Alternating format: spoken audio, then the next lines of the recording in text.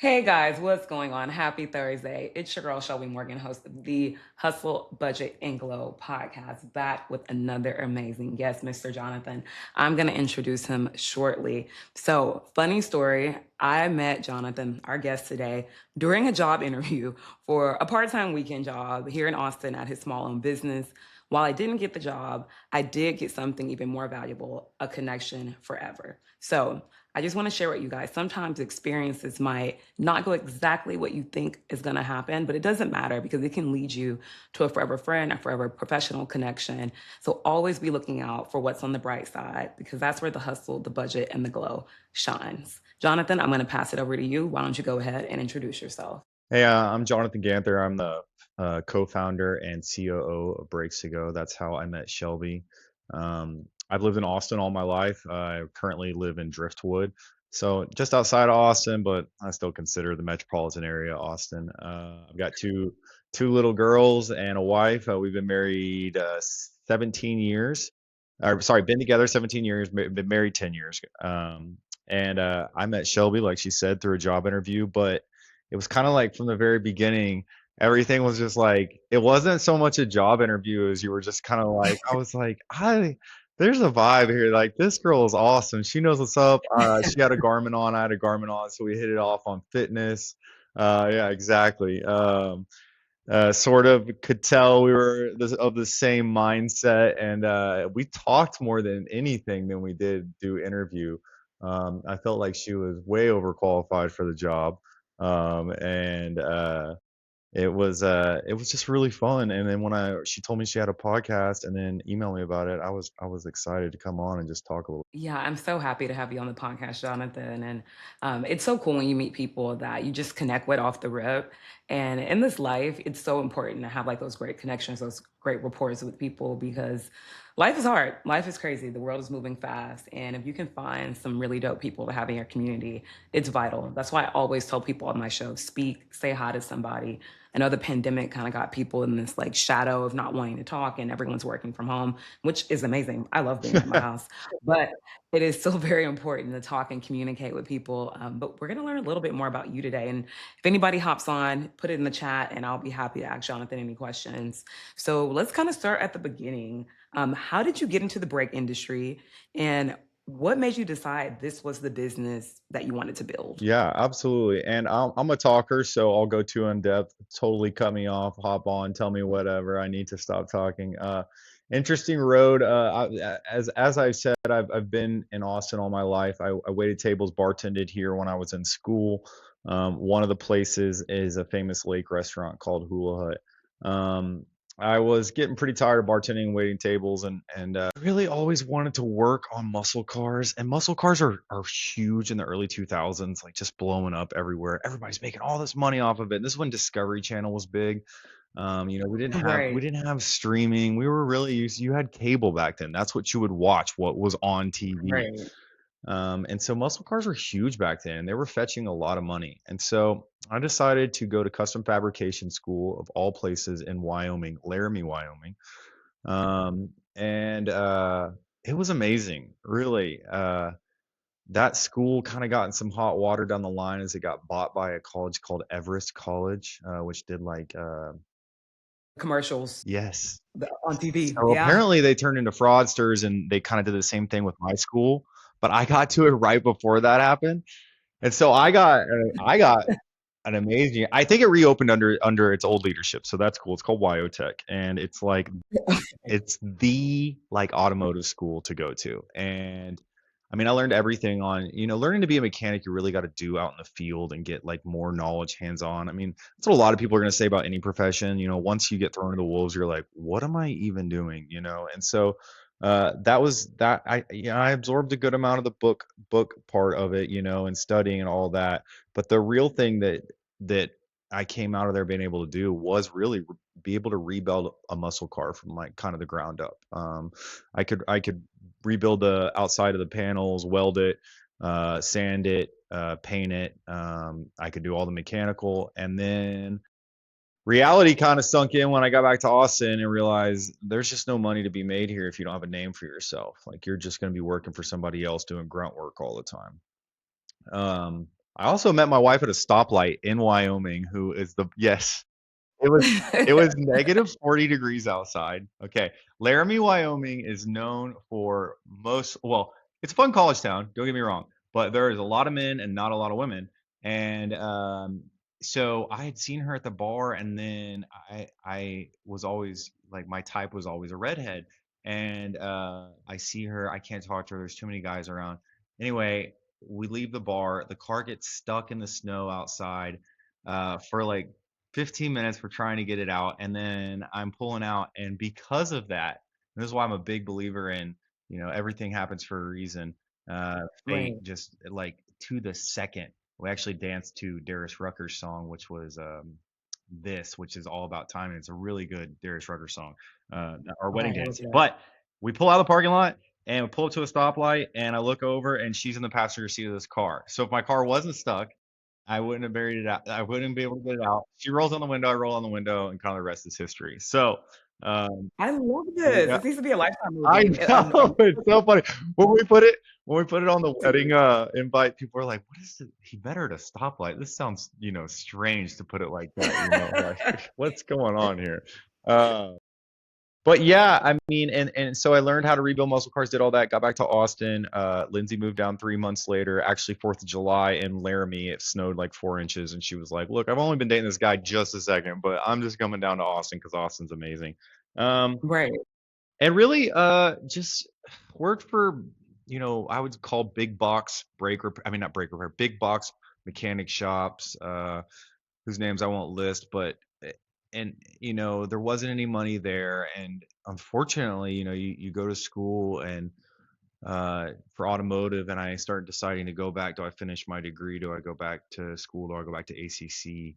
What do I do next? And went back to bartending and waiting tables, and you really get so much customer service experience doing that. I mean, like, we've all seen how food industry. You don't even have to be a waiter. I mean, you could walk into a Taco Bell, a Whataburger. We've all seen how people get treated in those industries, and it's Right. not great. And so you Yeah. can learn a lot from that. You can learn a lot about customer service, humility, and I have no regrets from that, because I swear why my company is where it is today. And when I was waiting tables and bartending there, I started just doing people's cars on the side. I mean, you'd have so many friends that were friends with other people in the service industry that didn't want to pay, the shop prices, and we're all waiters and bartenders. We're not making, if you're making 60, 70 grand, you're doing really well in that industry. Now, Austin's changed a lot, as you know. It has. I bet some of those It people are has. killing it. So it isn't like it used to be. I mean, No, they're probably making six figures at Red Ash downtown yeah, for oh sure. my God, for sure. For sure. And I will say that when Lindsay moved down here and she got a job at what's not there anymore, it was J Black's, she was probably getting close to six figures. And that would have been like 2008. So, even that long ago, so Yeah. it started to up and come. But whenever I was, starting 2005 and working at a lake restaurant, 50K would have been amazing back then. So, you know, these people start asking me to fix their vehicles, fix small things here and there. And I just started putting Craigslist ads up, which is, now pretty much completely gone because of Facebook It's Marketplace. pretty much gone. Right, and because people were kidnapping people and doing some Yeah, right, right. Craigslist had to go. Craigslist had to go. It did, It didn't had to it? go. And so I was doing everything, gosh, for no money. Like, I would do brake jobs, I would do AC repair, pull transmissions. I mean, what kind of started brakes to go was that one day I did a timing belt, which is a huge repair on a 4Runner. I was out in a parking lot. It's Austin. It's the middle of August. It's like 103 outside. And I think, I mean, Minimum. I've made 250, $300. So that sounds like, okay, well, you made some money. Well, no, I mean, that's nothing for 9 hours of work. It's just I absolutely know. nothing. And then the next day, I went and did three brake jobs, and I made probably double the amount. And my prices at this point has started to kind of, like, I started to realize what I was worth. And so I changed the name of the company from Road Wrench, which probably was like from 2012 to like 2013, 14, to Brakes to Go. And then my next year, I Well, I walked out of my job on the Super Bowl because they wanted to keep me on even though no one was in the restaurant. And I started it, and that year I kind of turned the corner and started to make some good money, and got a small friends and family investment, hired employees, got an office, and we've kind of just grown and grown and grown. I love your story. I do. And this is, again, guys, why I love having these kind of guests on my show because they have a success story. They have trials, they have tribulations. It wasn't a trust fund. It wasn't a business passed down. It wasn't them riding by on a yacht dropping gems.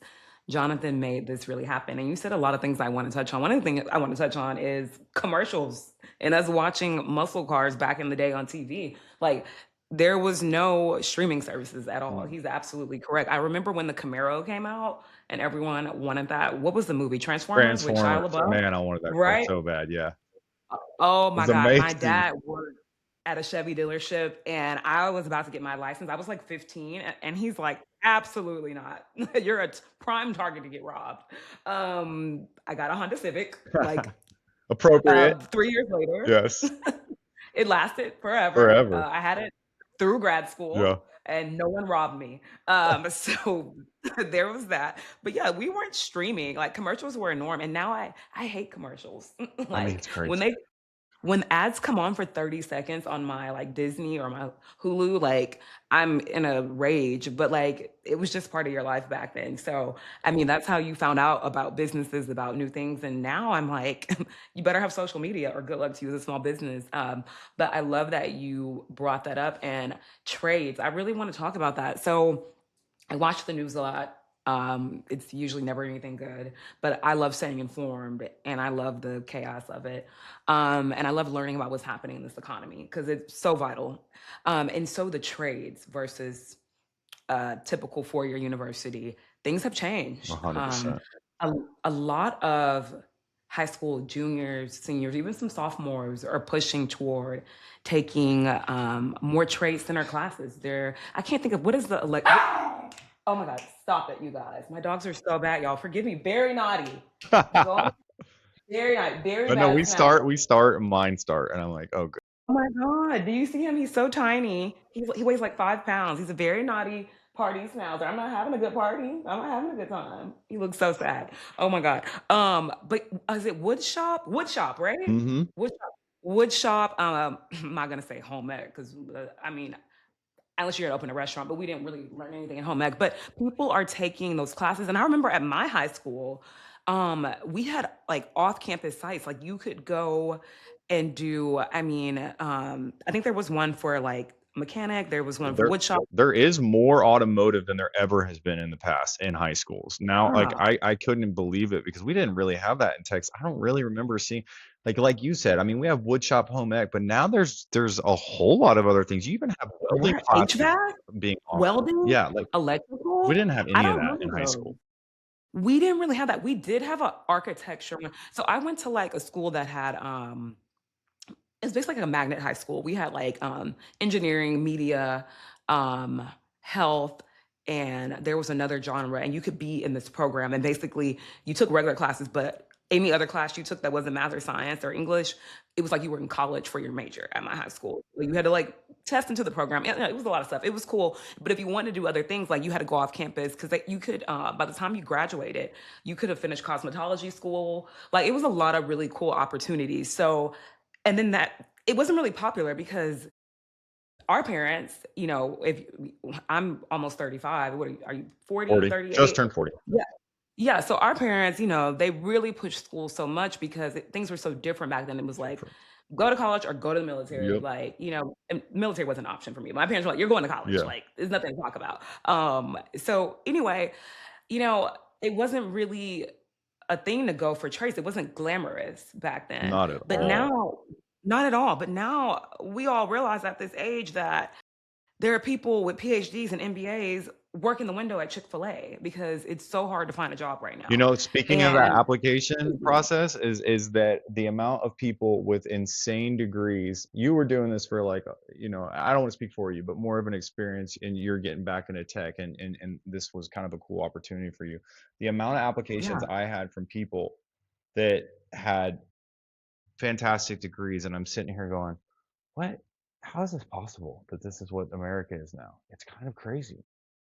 It's crazy, Jonathan, but it is what America is. I've been unemployed the entire year. And mind you, I'm never unemployed because I freelance Yeah, and, I pick up clients here and there to help with marketing and content creation.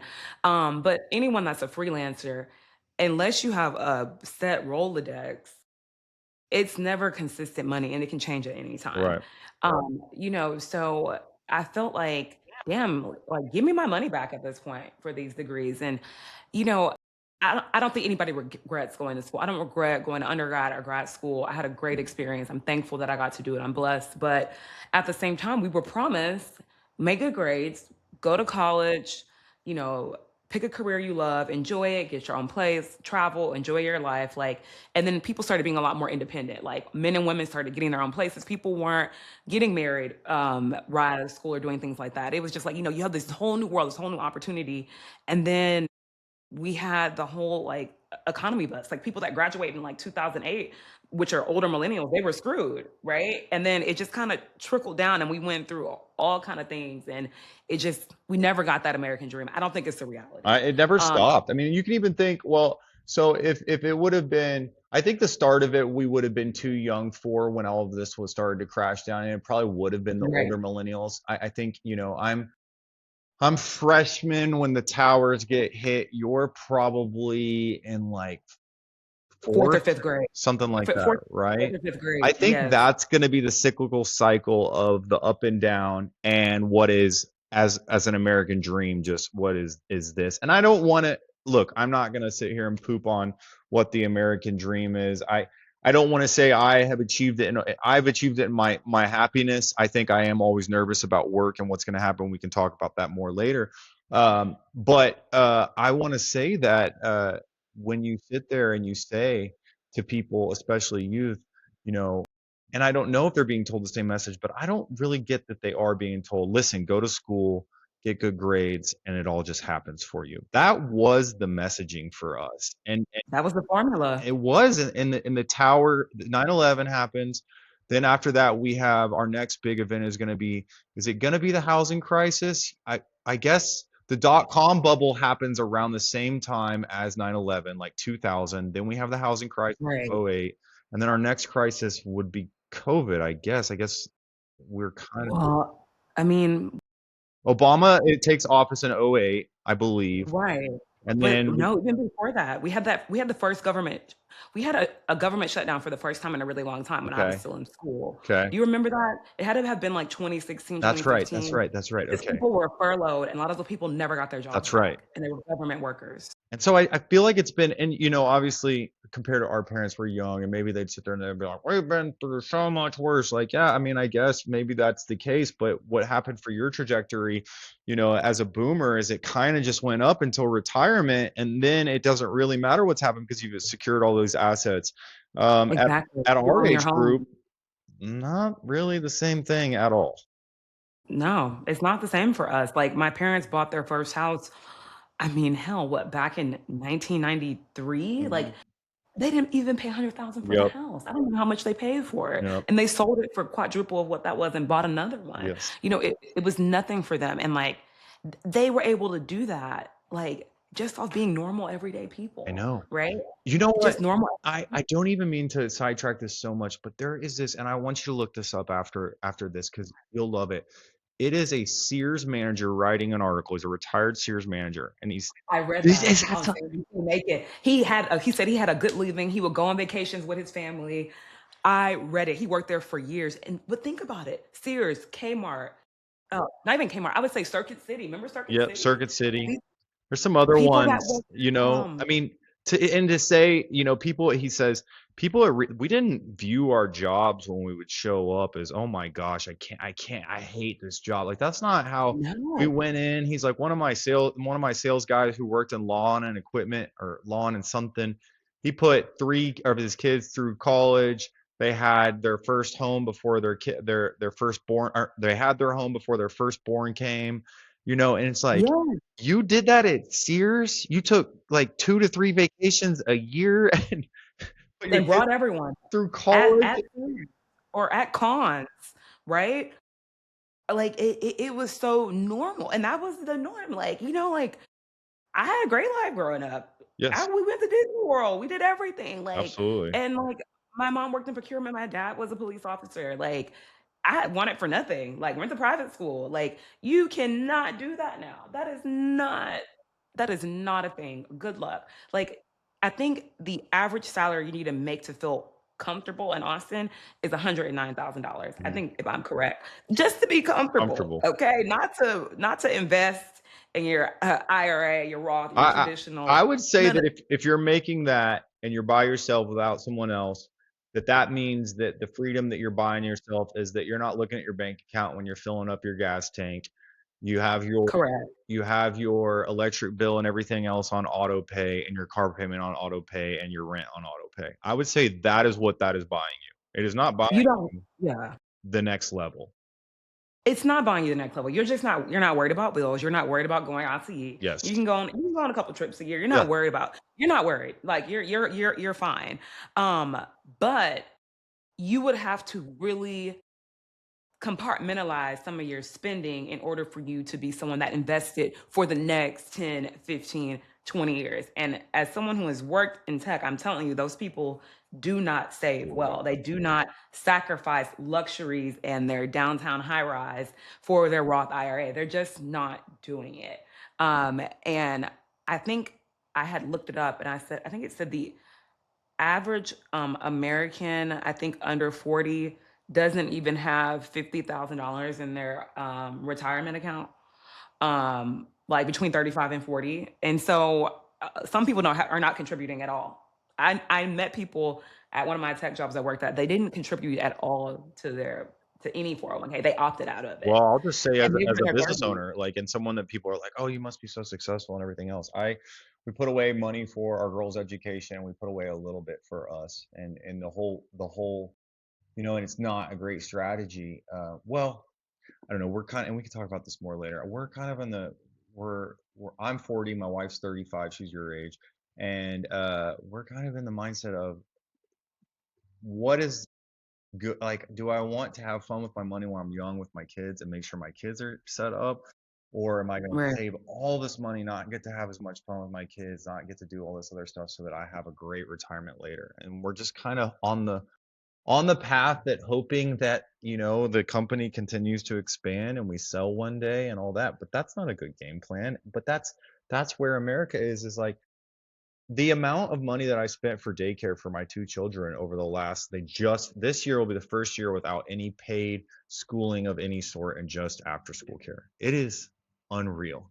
And Right. we say $100,000, so that would mean for two people to live comfortably and do what they want, you would want to be making 220, let's Minimum. give or take minimum, right? And then if they Yeah. wanted to be buying a house and getting all of that the next level, you'd probably need to be at 250. You'd need work somewhere to really get approved. You'd have to be somewhere for a while, show consistent income, be a W-2 employee, nothing fluctuating, Correct. all of that. And then if you had a family and you both needed to still work and you wanted to maintain that, I don't want to 325. I don't want to sound awful, but that's where you got to be. Like let me be clear here. And I don't because I don't want people to take this the wrong way. If you want to go on vacations, if you want to click buy now on that link, if you want to get some of the stuff that you want to get, and I'm not even saying being exuberant, I'm saying just you both got decent cars that you don't have to worry about, bills are paid, you live Right. in a house for a family of four that's 2,500 square feet or bigger. Because I mean, Right. right now, a mortgage at today's interest rate, if you bought a $500,000 house in Austin, which is going to be not amazing, And not in the city, let me not in add the that. Like, city, no way, 500K you're is living going to in be, Palm Rock. you're going to be at today's interest rate on a 500K note, you're going to be getting close to 4K a month just to with at today's interest rate. And don't quote me, I might be wrong, but I think you're close to Easy. that. I think it's very close to that, unless you're putting down a hell of a lot of money, Exactly. okay? You better be putting down quite a bit of money to get if you like to have a house out that's $2,300, which is my rent, you're gonna put down a hell of a lot of A money. lot. If I had to say a $500,000 house, you better be putting down you better have 100K, I think like so. When we were in Buda for our first home, this is when Breaks to Go was kind of starting to break through, and we were still pretty nervous about things. We bought our Buda house It's like right when things were low-ish. So I'm gonna say like 2019, we got 2.7%. It was a $260,000 home, and that was no money down with PP or I don't remember what you call it, the insurance you have to get, homeowners insurance. It's insurance on your mortgage because you don't have 20% down. And I think that our mortgage was still, like $2,500, like you're saying, and that was, that was a 300K home with nothing down. So And nothing down. if you go up to the next level and you don't have a boatload of money to put down, and you want a nicer, bigger home, and the reason I think we got on this subject is just because I think a lot of people can relate to how discouraging it feels, and the goal is not for me to talk about this from a standpoint of being a pro at this. I'm not, and I'm just a business owner that happens to be in a decent spot right now. But that doesn't mean I can't change at any moment. And I think those are Right. all scary things that are going on right now for everyone. And I think everyone can relate to it. Anyone below the threshold of, you know, not the as we were talking before we got on the air, the gazillionaires and the next level. I mean, it's a lot of uncertainty out there. It's so much uncertainty out there, and, like I always tell people, just continue to bet on yourself. I'm not here to sell anyone a dream that things are gonna change overnight, but I think if we make the right strides with our mindset and our money, and kinda take heed to some of the things that Jonathan has said, I think you can really try to get somewhat ahead, but things are not slowing down anytime soon. So Jonathan, I have a question. So what has owning a business taught you that no job could ever teach you? All right, so what is owning a business taught me that no job ever would?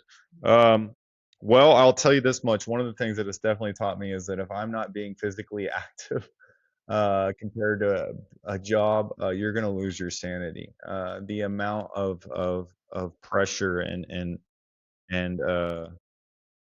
being overwhelmed is next level owning a business compared to having a job. But the thing that it's taught me more than anything is just kind of a hard question. There's so many things. I think discipline and learning that things do not happen overnight, and effort and discipline go hand in hand. And if you take your eye off the ball for a second as owning a business compared to being an employer, and not that I'm putting, because listen, you can be high in sales and you got to be on it just as much, but really Right. compared to the previous jobs I've ever owned, my effort is completely like it determines how successful this business will be, and my mindset determines how successful this will be.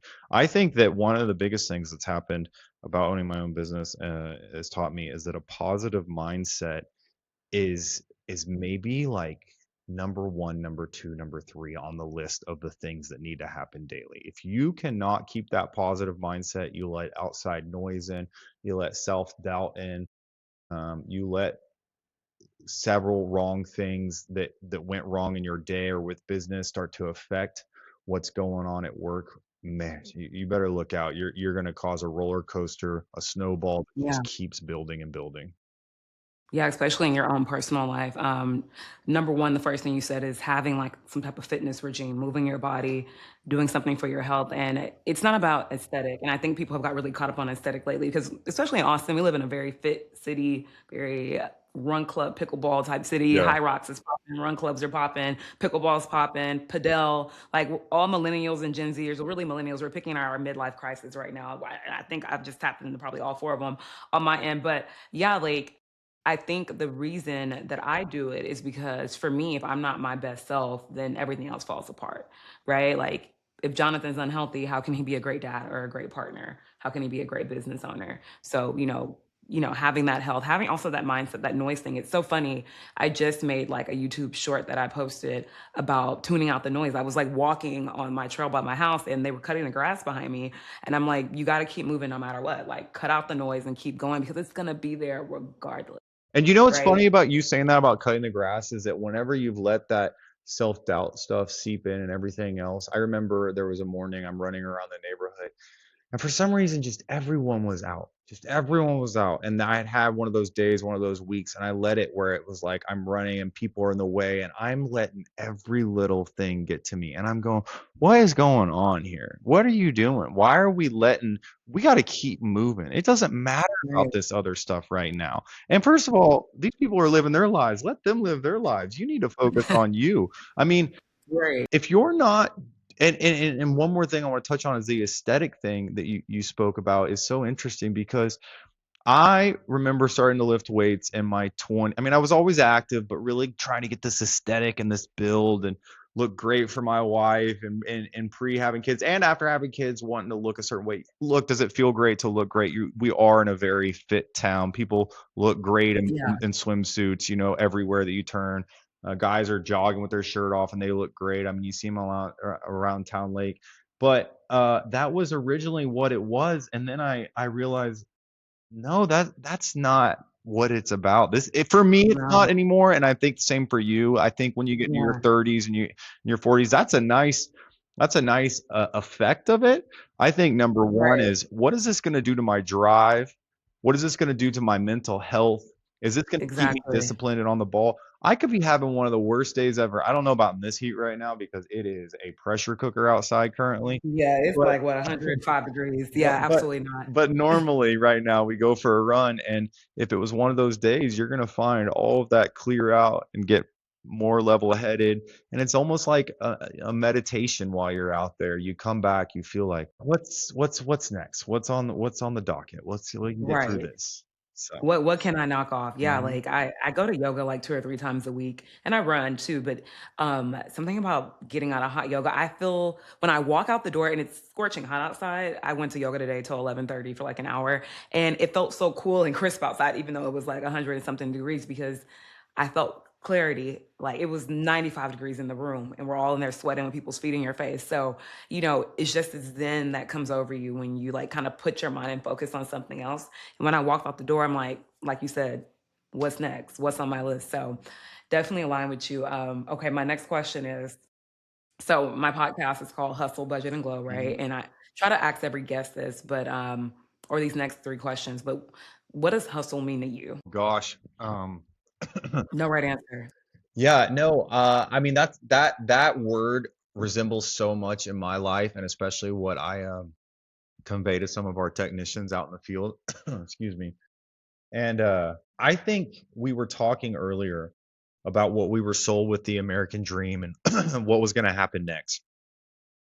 When you wake up every day now and you're running your own business, let's say you're back in tech, whatever it is that you're doing, from the second you wake up, if you're someone that's active, if you're someone that maybe it's that you run in the morning, or let's say that you read and meditate, or you go to yoga, or whatever it is, the minute you wake up, it feels like to me, unless there is it's set aside off time, like it's a Saturday. Hey, I've done all the things I can to get to this point. This is now my relaxing time. I feel like every day is a complete hustle the whole entire time, and it does not stop. For me, it's waking up right now. I'm not gonna be one of those guys that say, "I wake up at 4 a.m. I do all this on the checklist." No, it fluctuates. It depends on what the body feels like. But I try to get up between 5:45 and 6 a.m.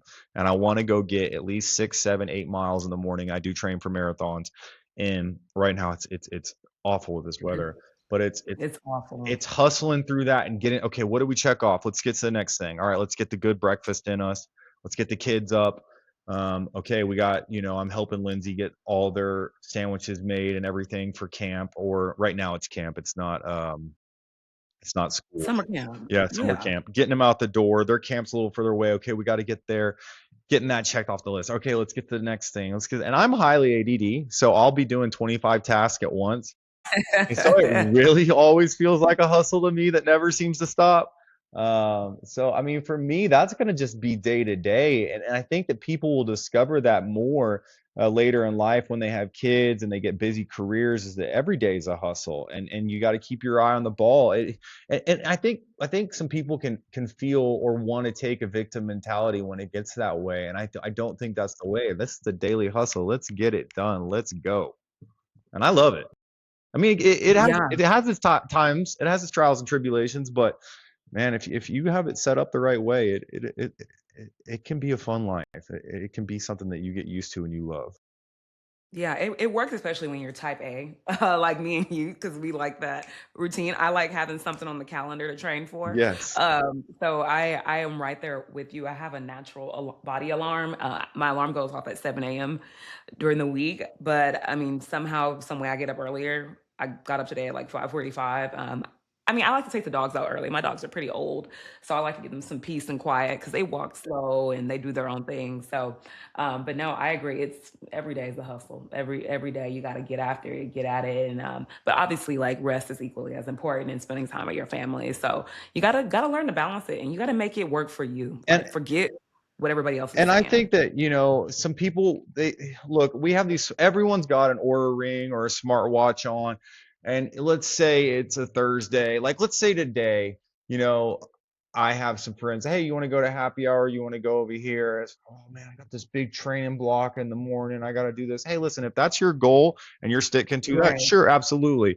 But if all you have done is the hustle every single day, you will burn yourself out. You need to go have those drinks with your friends. And maybe it's not drinks. Maybe it's, do you want to go down the pool or you want to go do something relaxing? right, You should go do those. It has got to be a balance.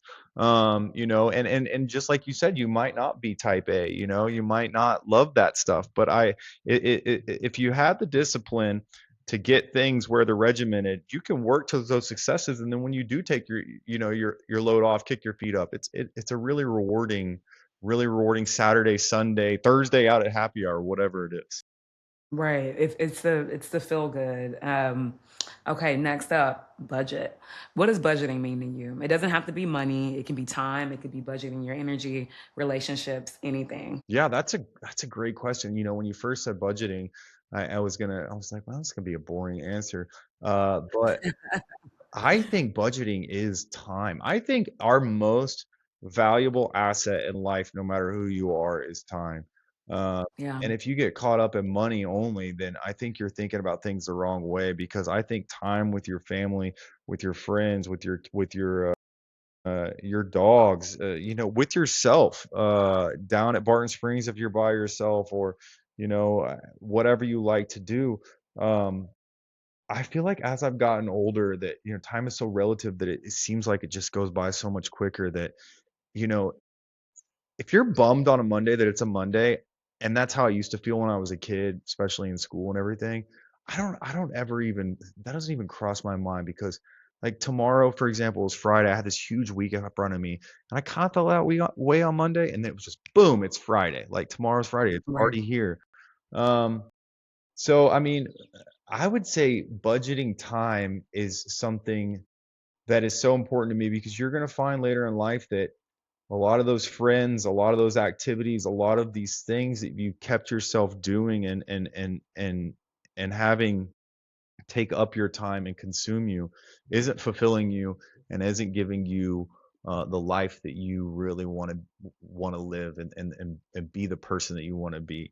Um, as far as budgeting finances and stuff like that, I mean, I use all the apps. I can't seem to stay on budget sometimes because fun is too fun. I mean, I literally Fun is fun. I got it. If it wasn't $5 million to fly everywhere right now, I got a coupon in my email for a resort in Mexico, and I said to Lindsay, I go, let's just fly down there. And listen, this makes it sound like I got a bunch of money. I don't. It was a resort. It's a five-star resort, and they run crazy specials sometimes. And it was like 60% off to get people down there. And then I went and checked airline flights, and it was like, for me and the girls to get down there was $4,600 to fly from Austin to Cancun. Much to Cancun?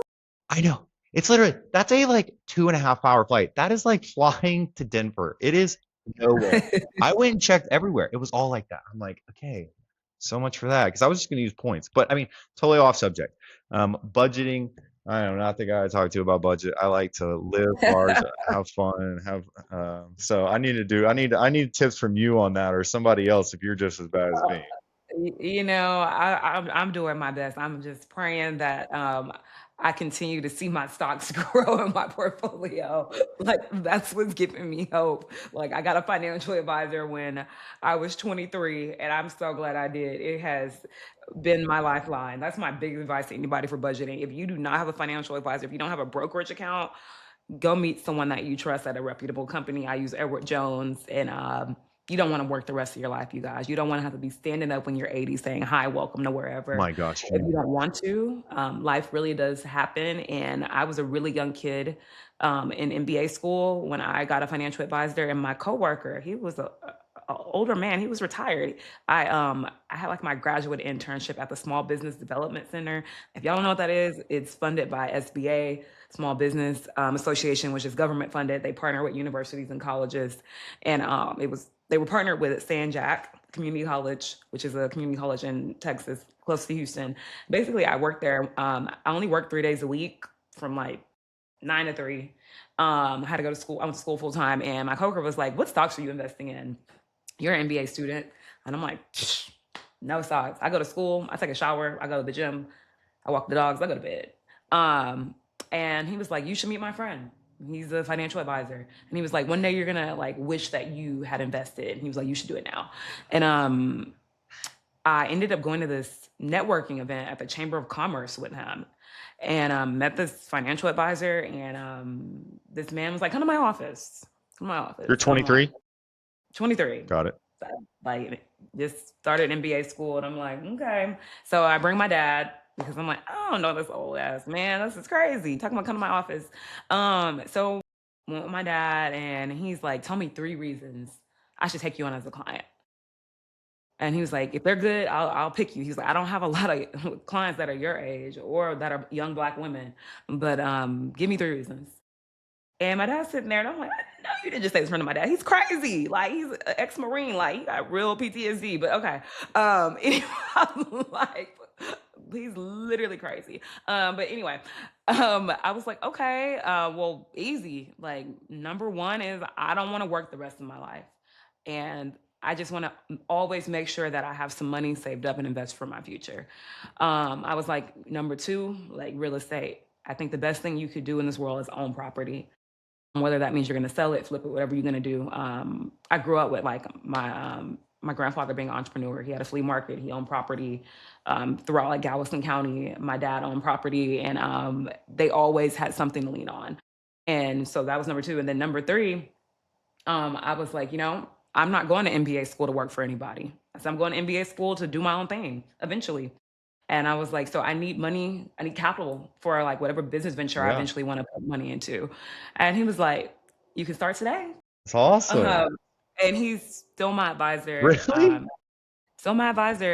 He's taken on a secondary like back end role. He's looking to retire the next Yeah. 2 years. So I have like a primary advisor at the same location as him. And they're both amazing, and they're both kind. And he has been my financial friend for 12 years at this point. So yeah, I've never even told people that story, but that's how I really got into investing.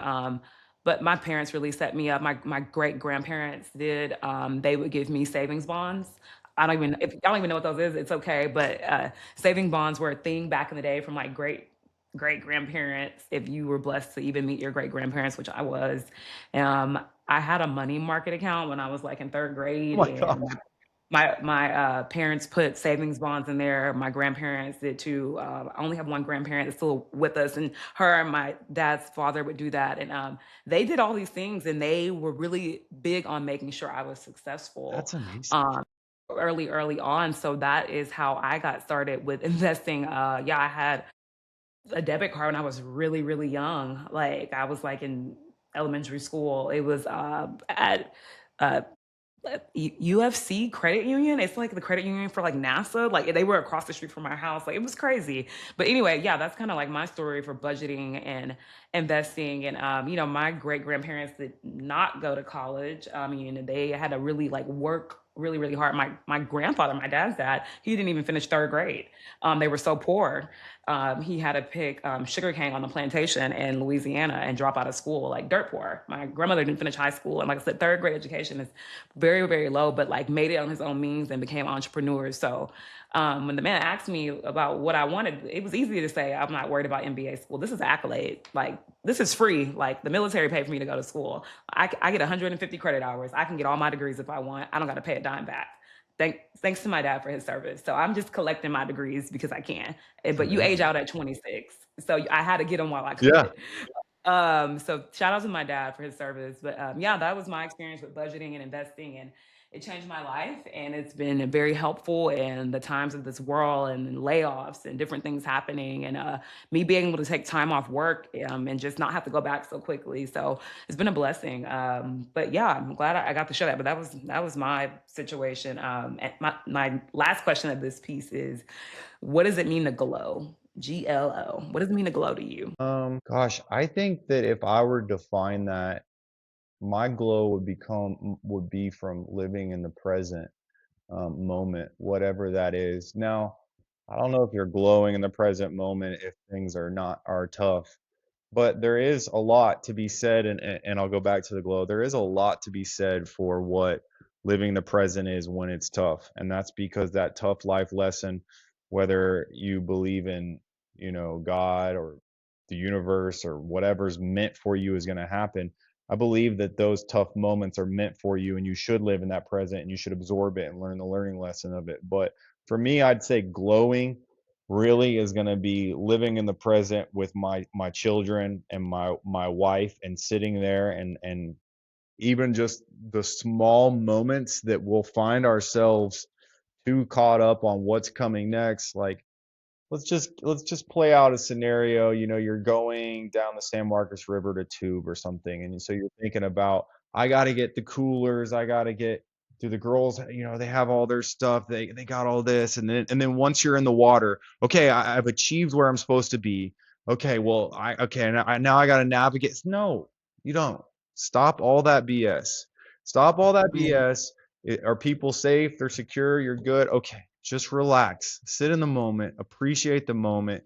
Look around. Look at the trees on the leaves. I mean, the trees on the leaves. The leaves on the The trees. Look trees. at look at the water flowing. Look at your kids sitting there, splashing each other. And I've given you such a cheesy example of family. It doesn't have to be family. It can be whatever it can be. Um, we have this community center in my neighborhood. It's like a little pool, but mostly in Dripping Springs. It's real hill country out here in Driftwood slash Dripping Springs. And I just took myself the other day for like 15 minutes and just went and sat to the side of the pool and looked out at everything from something, which is industrialized, a car driving down, I can see down there driving by over and over again. I mean, I know it's cheesy to say, but like even just watching that is beautiful. Watching everything around us is beautiful. So I think when you can really find yourself in the moment, appreciating where you are, not thinking today's Saturday and, like back to the river, I got to get out of here, then I got to start preparing for, no, stop, stop. Make your plans, and your plans are there, and it's good to be structured and disciplined. But right now, I'm on this run. It's hot outside, and I'm living in the moment, and I'm doing what I'm supposed to be doing right now. I'm not thinking about the next thing. And I think that's how everyone can glow. And I think you can get there by meditating or just practicing being present more. What does it mean to you? I love that. What is all of them are just glow. What's glow mean? You know, and glow is the last word in my podcast for a reason. I didn't know which order to put them in at Yeah. first. I was like, "Oh, hustle, budget, like, wait, what?" So they're in that order for a reason because I feel like for me, one, hustle is seasonal. Um, while life is always going and I'm always working towards something, I think rest is equally important. I'm really big on budgeting my time because, like you said, time is really important. For me, I love having autonomy over my time. Super important to me. Back to what I told that financial advisor. I don't want to work the rest of my Yeah. life. And glow means to me finally just sitting back and enjoying the shine, enjoying those aha moments, whether that is me walking out of yoga, whether that is me going to get an iced coffee with my mom whenever I'm home in Houston, or just making a marg on a Friday with my friends. I always usually make margaritas on Fridays. Like, It's my thing. And it might not seem like a lot to anybody else, but like, I don't know, I kind of feel like I'm at a resort and I like mezcal and I squeeze the lime juice fresh and I'll have a drink with one of my You're making girlfriends. me And excited for Friday. I think I want a mezcal margarita now. oh, they're so good. Oh my God. And just having those slow moments. I love my mornings. My mornings are very important to me.